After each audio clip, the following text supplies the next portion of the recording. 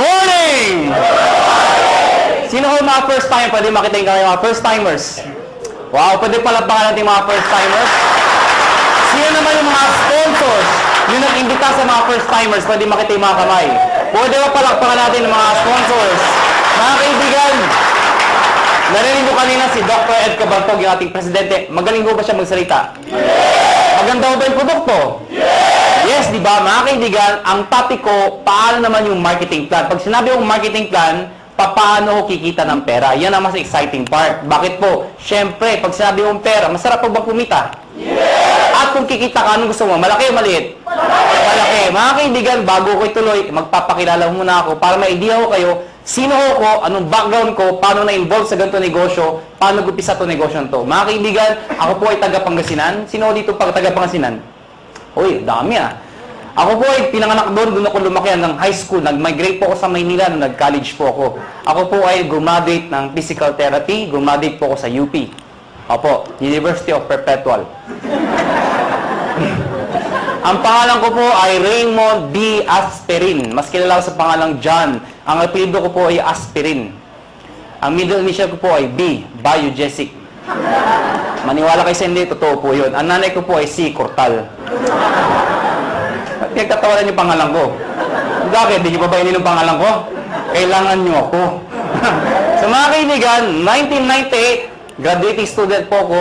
Ako po ay naimbita sa isang kumpanya. Hindi ko nababagat yung pangalan ng kumpanya. Ganito rin ho yun. Hindi ko alam kung anong seminar. Basta sabi sa akin, sponsor ko, sumama ka, sumama ka. Bakit? Basta sumama ka.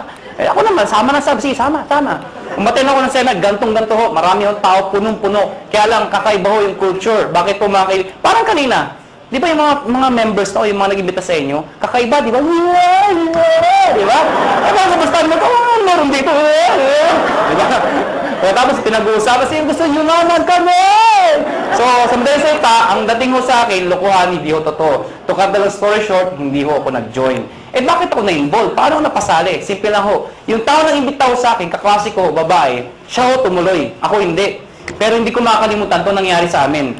July of 1998, unang check-in tinanggap ng classmate ko babae, 1,100 pesos. Check ho, excited. Tingnan mo, ginagansa mo, tingnan mo, tingnan mo, 1,000. Sabi sa akin, lalaki, yung mata lumalaki, lalaki. Sabi ko, malaki pa yung sweldo ng katulong eh. So sabi ko sa kanya, sige, tumuloy ka, lumaki ka, bahala ka, sabi ko.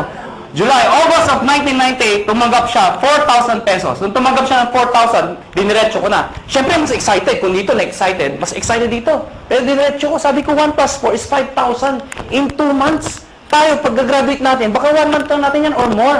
Sabi sa akin, hindi. Sa negosyo, mag-upis sa maliit. Pero lalaki yan. Hindi ka tulad sa employment. Pag sabi ng boss mo, 10,000, magbalik-baliktad ka man, 10,000 pa rin yan. Tama, di ba? Oh. Kaibigan. Sa tingin nyo, nakumbinsin niya ako? Nakumbinsin niya ako? Hindi. Bakit? 5,000 pa rin yan eh. Sabi niya, lalaki, sige, lumaki ka. September of 1998, tumanggap po siya, 12,000 pesos. Mga kaibigan, tumahimik na ho ako. Ako yung tao madibate. Anything na pinipresent po sa akin, hindi ko tinitingnan yung mga ganda. Hinahanap ko yung butas, yung pangit. Ganun ho ako. Pero nakita ko 12,000, ayoko naman kayo pagdebate. Tumahimik na ho ako. Alam niyo bakit? Walang trabaho. Ay, ba't tumatawa kayo? Ganyan naman tayo mga Pilipino eh. Kung sino yung wala, siya yung kala mo kung sino. O, totoo naman, tingnan yung katabi nyo. Tingnan nyo. Tingnan nyo yung katabi nyo. O, pag maporma yan, walang pera yan. Yan ang Pilipino. Puro dating, wala namang datong. O, lalo yung may mga nakasabit dito, maniwala kayo sa akin, peke yan. O, teka lang, baka may tinatamaan ho, ano. Kung tinatamaan ho kayo, please lang ho, wag ho kayo ma-offend. Hindi ko trabaho mang-offend. Dahil hindi naman ho kayo pinapatamaan ko. Yung katabi nyo. Mga kaibigan, 12,000! Part-time estudyante! Malaki o maliit? Sali ako hindi? Sali, hindi! Alam niyo bakit? Balik-balik ka rin naman to. Pati na-explain ko, sales pa rin ho ito. At ang prinsipyo ng sales, nobody gets paid when there's nothing sold. Kikita ka lang pag nagbenta. Ang sabi ko sa kanya, next month wala ka maimbita. Wala ka mabentahan. May kita ka wala. Sabi sa akin wala. Kita mo na, unreliable income. Hindi ka sure. Hindi ka tulad pagka tayo naghanap ng trabaho pag graduate natin. Pumasok ka lang, 15 at 30, sure, may sweldo ka. Siya tumuloy. Ako hindi. October of 1998, mga kaibigan, dito ako nagbago lahat. Tumanggap po siya, 52,000 pesos. Mga kaibigan, hindi ho kumukhang pera. Pero gusto ko ho ng pera. Huwag na ho tayo magpaka-plastic-plastic pa. Mga kaibigan, iba ang may pera.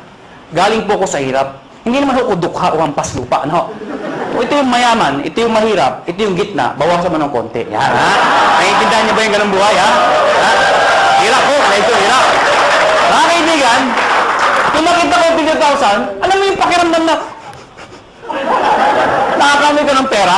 Alam mo bakit? Mga kaibigan, kaya ako nag-physical therapy. Dahil gusto kong kumita ng pera. Tingnan niyo maigi. Noong 1990s, mid of 90s, hindi man ho bang PT sa abroad? Hindi man, di ba? Hindi ko alam kung yung PT. Basta pag-graduate ko ng high school, pagdating ko ng Manila, sabi ng ate ko, mag-PT ka. Bakit ate? Basta yayaman ka, uyaman. Sige, PT. PT ako. Hindi ko alam kung trabaho ng PT. Nalaman ko ang PT nung gagraduate na ako. Doon ko nalaman trabaho namin. Taga-masahe ng tatanda. Ha? Ang mga kausap ko, Manong, kumusta kayo? Yan ang kausap ko, ha? Lakad ko kayo. Daan lang kayo, ha? Mga kaibigan, may magagawa pa ba ako? Gagraduate na ako? Wala, tinanong ko na, gumagraduate naman ho ako. Ito problema ko pag-graduate ko. Hindi na in demand, nurse naman daw. Di ba nakakayos yung ganun? Alam ka lang, pag-graduate ko, nurse na. Naipit ka sa gitna? O natatawa kayo bakit? Di ba ang daming nurse ngayon? O saan katuta ka nurse? In demand daw. O ngayon, dahil sa sobrang dami na nag-graduate ng nurse, kung nurse okay, o kayo offend, ano, napapansin lang ho natin to. Ang daming nurse, bakit to? Pati nga doktor nag-nurse. Ay, di naman ho nakakahiya. Nakakatuwa lang siguro pakinggan. Dahil pag grumaduate yung doktor, o di ba, sinteblado? Doc, congratulations. Nurse ka na. Ano itsura ng doktor? Yeah. Imagine mo, yung doktor tonton naging nurse. Bakit? Yun ho reality. If you're an ordinary person in the Philippines, you'd rather go abroad than stay in the Philippines. Tama ho ba ako?